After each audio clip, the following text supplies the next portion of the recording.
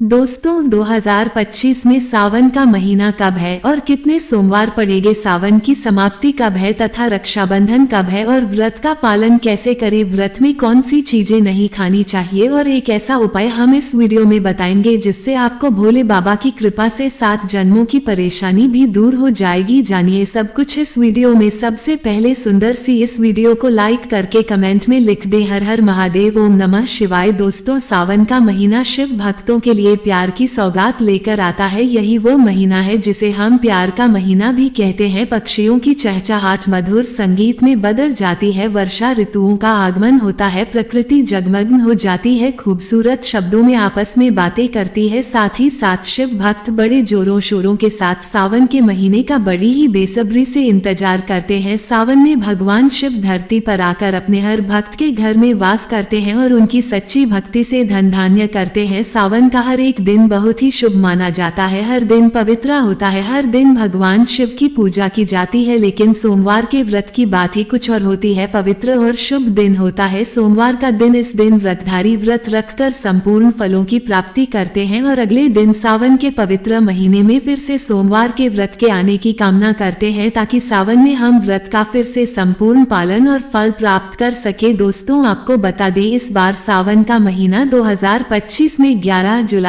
और शुक्रवार के दिन पड़ेगा। सावन की समाप्ति होगी 9 अगस्त के दिन और सावन के आखिरी दिन शनिवार है। 9 अगस्त के दिन शनिवार को सावन समाप्त हो जाएंगे। दोस्तों ऐसे में 9 अगस्त यानी शनिवार के दिन ही रक्षाबंधन का त्योहार भी मनाया जाएगा। दोस्तों अब जानते हैं सावन के इस पवित्र महीने में कितने सोमवार पड़ेंगे और आपको कितने व्रत रखने हैं, आइए जानते हैं। सावन मास का पहला दिन 14 जुलाई दिन सोमवार है। सावन का दूसरा सोमवार व्रत 21 जुलाई दिन सोमवार है। तीसरा सोमवार व्रत 28 जुलाई। सावन का पवित्र चौथा व्रत 4 अगस्त के दिन पड़ेगा और 9 अगस्त को शनिवार के दिन ही रक्षाबंधन के संपूर्ण होने साथ सावन समाप्त हो जाएंगे। दोस्तों ऐसे में कुल मिलाकर 4 सोमवार पड़ेंगे और अंत में 9 अगस्त यानी शनिवार के दिन सावन समाप्त हो जाएंगे। दोस्तों ऐसे में हम जानते हैं सावन के इस पवित्र महीने में कौन सा पाप गलती नहीं करनी चाहिए जिससे कि शिव नाराज ना हो। और सावन व्रत में ये सब्जियां और फल तो कभी मत खाना, नहीं तो भगवान भोले बाबा आपसे क्रोधित हो सकते हैं, आपका व्रत टूट सकता है। आइए जानते हैं कुछ ऐसी सावधानियां जिसे भूल कर भी नहीं करना चाहिए। दोस्तों नंबर 1, शास्त्रों में कहा गया है कि व्रतधारी को उधार मांगकर सब्जियां फल आदि नहीं खाने चाहिए, इससे पाप लगता है और व्रत अधूरा रह जाता है। सोमवार का व्रत हो या कोई भी व्रत क्यों ना हो, पड़ोसियों से मांगकर भी व्रत आदि में फल बगैर नहीं खाने चाहिए। व्रत में उधार मांगकर खाने से व्यक्ति का व्रत झूठा हो जाता है। ईश्वर की शरण में आने पर व्यक्ति को झूठ नहीं बोलना चाहिए, कर्ज नहीं लेना चाहिए, चुगली आदि नहीं करनी चाहिए, उधार मांगकर भी नहीं खाना चाहिए। अगर आपको कोई अपनी मर्जी से खाने के लिए व्रत में कुछ देता है तो उसे आप खा सकते हैं, लेकिन व्रत में कम से कम उधार मांगकर फल आदि नहीं खाना चाहिए, इससे पाप लगता है और व्यक्ति की पवित्रता भंग हो जाती है। दोस्तों नंबर 2, सोमवार का व्रत हो या सावन का व्रत आपको नाशपाती नहीं खाना चाहिए। दरअसल इस फल का नाम नाश यानी नाश करने वाला होता है, इसलिए इस फल को व्रत में नहीं खाना चाहिए। व्रत आदि को छोड़कर किसी और दिन आप कभी भी खा सकते हैं, लेकिन अगर जिस दिन आपका व्रत हो उस दिन नाशपाती का सेवन नहीं करना चाहिए, भगवान को भी नाशपाती नहीं चढ़ाना चाहिए। दोस्तों नंबर 3, कुत्तू या सिंघाड़े का आटा खाने से भी आपका व्रत टूट सकता है। आपको बता दे लंबे समय से रखा हुआ आटा आपका व्रत भंग कर सकता है। दरअसल पुराने आटे में घुन आदि कीड़े वगैरह पड़ जाते हैं जो ठीक तरह से दिखाई भी नहीं देते। ऐसा आटा खाने पर दरअसल आप मांस का सेवन करते हैं और व्रत में कीड़े खाना घोर पाप के बराबर माना गया है और आपका व्रत भी भंग हो जाता है। व्रत में ताजा आटा खाना चाहिए, लंबे समय से रखे हुए आटे में कीड़े पड़ जाते हैं, ऐसा कभी ना करे। व्रत हमेशा शुद्धता में ही रखना चाहिए। सावन का महीना बड़ा ही पवित्र महीना माना गया है, इसीलिए यह 5 चीजें भगवान शंकर के पास कभी ना रखे। तो चलिए जानते हैं। दोस्तों नंबर 1, जहाँ रखा हो शिवलिंग या महादेव की कोई भी प्रतिमा तो वहां पर भूलकर भी चप्पल जूते लेकर नहीं जाना चाहिए। जरा सोचिए जब आपके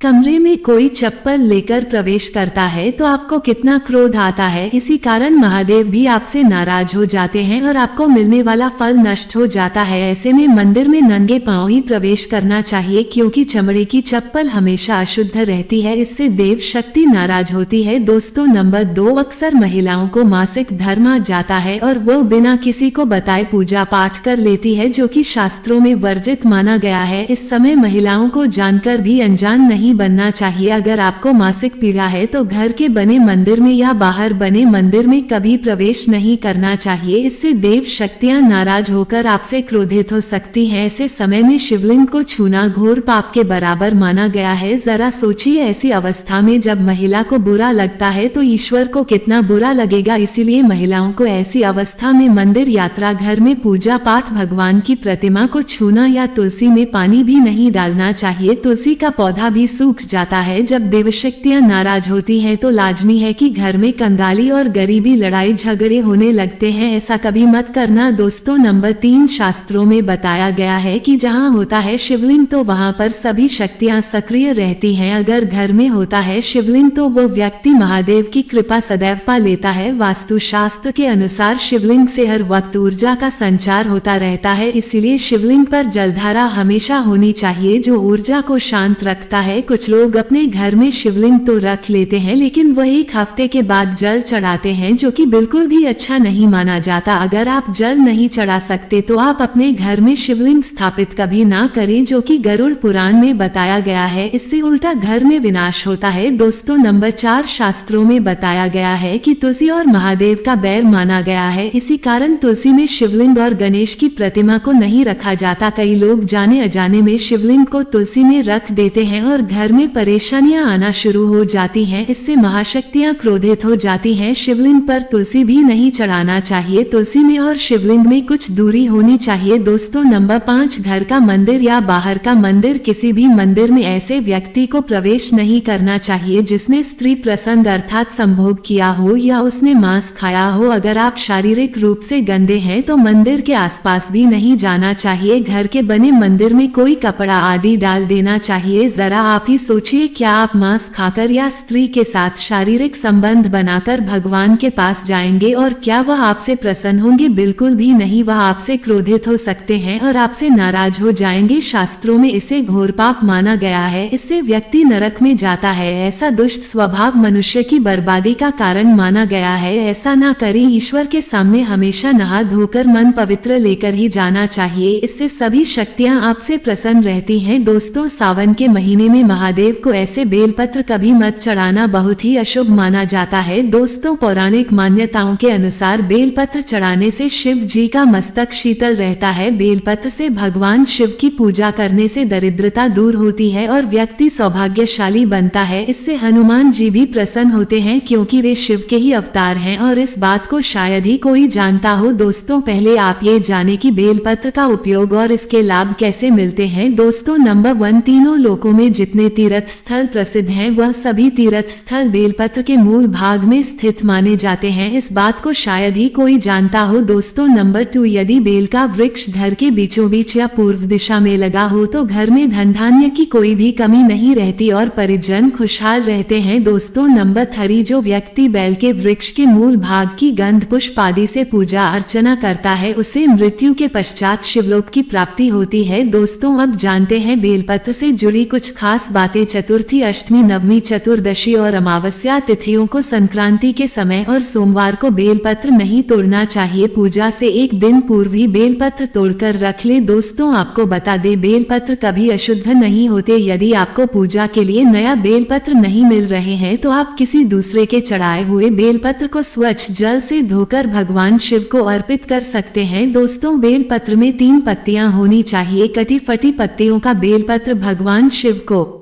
अर्पित गलती से भी मत करना। कटी फटी पत्तियों को अर्पित करने से शिव का अपमान माना जाता है और बेलपत्र का भी, इसलिए बेलपत्र की पत्तियां एकदम साफ होनी चाहिए। दोस्तों सावन के इस पवित्र महीने में अगर जिस व्यक्ति को 5 संकेत मिल जाए तो इससे ये पता चलता है कि महादेव आपकी भक्ति से बहुत प्रसन्न है और आपको धनी होने से कोई भी नहीं रोक सकता। तो चलिए जानते हैं। दोस्तों नंबर 1, बैल का दरवाजे पर आना। नंदी महाराज भगवान भोलेनाथ के वाहन है। नंदी को भगवान शिव शिव का द्वारपाल भी कहा गया है। नंदी महाराज को बुद्धि और ज्ञान का प्रतीक माना गया है। शिव के मंदिर के बाहर हमेशा नंदी महाराज विराजित रहते हैं, लेकिन अगर सावन के इस पवित्र महीने में अचानक से नंदी महाराज आपके दरवाजे पर आ जाए और घर की चौखट को सींग मारने लगे, तब आपको समझ लेना चाहिए कि भगवान शिव आपके घर में आने वाले हैं, जो कि यह एक उनके आने का संकेत है। भगवान शिव आपकी भक्ति से बहुत प्रसन्न है और आपके घर में खुशियां आने वाली हैं। आपको धनी होने से कोई नहीं रोक सकता, लेकिन याद रहे नंदी महाराज को तिलक लगाकर मीठा भोग जरूर खिलाएं। दोस्तों, नंबर 2, सावन के पवित्र महीने में अचानक से आपके सपनों में अगर शिवलिंग दिखाई दे जाए, अर्थात भगवान शिव दिखाई दे जाए, तो इससे आपको ये समझना चाहिए कि अब आपके जीवन से परेशानियों का अंत जल्दी हो जाएगा। भगवान शिव आपकी सच्ची आराधना भक्ति से बहुत खुश है और वह आपके घर में आने वाले हैं। ऐसे में याद रहे, शिव की भक्ति में कोई भी कमी नहीं आनी चाहिए। घर को गंदा मत रखना, क्योंकि आपके घर में भगवान शिव आने वाले हैं। दोस्तों, नंबर 3, शास्त्रों के अनुसार माना गया है कि नीलकंठ भगवान शिव का प्रतीक है। अगर आपके घर में सावन के महीने में नीलकंठ छत पर आकर बैठ जाए तो उसे भूलकर भी मत भगाना, क्योंकि यह भगवान शिव का प्रतीक माना गया है। ऐसे में आपको खुश होना चाहिए, क्योंकि भगवान शिव आपकी भक्ति से बहुत खुश है। शास्त्रों में बताया गया है कि नीलकंठ अगर मनुष्य के घर पर आकर बैठ जाए तो साक्षात घर में महाशिव के आने के संकेत माने गए हैं। अब आपके बुरे दिन जाने वाले हैं। कहते हैं श्री राम ने इस पक्षी के दर्शन करने के बाद ही रावण पर विजय प्राप्त की थी। दोस्तों, नंबर 4, सावन के पवित्र महीने में अचानक से घर में काला सांप निकल आए तो बहुत ही शुभ माना गया है। इसे बिल्कुल भी न मारे, ये भगवान शिव के आने का संकेत है। जिनकी भक्ति से महादेव प्रसन्न होते हैं, तब महादेव किसी खास अवसर पर ही अपने दर्शन देते हैं। सावन का महीना बहुत ही पवित्र महीना माना गया है। यही वो महीना है जिसमें भगवान शिव धरती पर आते हैं और उसी घर में अपना वास बना लेते हैं। जो सच्चा भक्त होता हो, सपनों में किसी मंदिर में नाग नागिन का जोड़ा देखना बहुत ही शुभ माना गया है। ये घर में शिव के आने के संकेत है। अब आपको खुश होने की जरूरत है। दोस्तों, नंबर 5, सावन के शुभ अवसर पर सोमवार के दिन डमरू की आवाज, घंटियों की आवाज सुनाई दे जाए तो यह अत्यंत शुभ माना गया है। इसका अर्थ यह है कि भगवान भोलेनाथ आपसे प्रसन्न हैं और जल्दी आपके घर और जीवन में प्रवेश करने वाले हैं, जिससे आपका आर्थिक संकट दूर होकर जीवन में सुख समृद्धि आने वाली है। महादेव आपसे बहुत खुश है। दोस्तों, अब जानते हैं सावन के पवित्र समय में मंदिर में घंटी क्यों बजाई जाती है, घंटा क्यों बजाया जाता है, ताली क्यों बजाई जाती है, मंदिर के अंदर कारण क्या है, शंकर के मंदिर में घंटी क्यों बजाई जाती है, शंकर के मंदिर में घंटी को क्यों बजाया जाता है, ताली को बजाना क्यों ना करा जाता है, शिव मंदिर में किस लिए करा जाता है। तो ये पुराण है कि मंदिर के अंदर या घर के अंदर आप गरुड़ घंटी जब बजाते हो, घंटी का नाद जब करते हो, तो शिव महापुराण की कथा और लिंग पुराण की कथा, विष्णु पुराण की कथा कहती है मात्र घंटी का नाद कर देने से जितने भूमि पर तीर्थ है, जितने साधक साधना कर रहे होते हैं, जितने तप कर रहे होते हैं, जितनी पवित्र नारी स्त्री का पालन कर रही होती है, जितने दान हो रहे होते हैं, कुछ समय पर जिस समय तुमने घंटी बजाई है उस पर वह सारे पुण्य घंटी का नाद करते से तुम्हारे खाते में आ जाते हैं। शंकर जी के मंदिर में जाकर थाली का नाद किया जाता है। ताली शिव मंदिर में क्यों बजाई जाती है, मंदिर में जितने भी बैठे होंगे, जो भजन कर रहे होंगे, जो साधना कर रहे हैं, अभिषेक कर रहा है, पूजन कर रहा है, 3 बार ताली बजाने से उनका सारा का सारा पुण्य हमारे खाते में आ जाता है, खींचा चला आता है, हमारा भाग्य प्रबल हो जाता है, 1 सेकंड में हमारे खाते में आ जाता है और हमें लगता है हम शंकर को रिझा रहे हैं। शंकर को रिझाए शिव जरूर देते हैं। घर में गरुड़ घंटी का नाद करना दोस्तों, इसलिए बच्चों को खेलने के लिए घंटी नहीं दी जाती।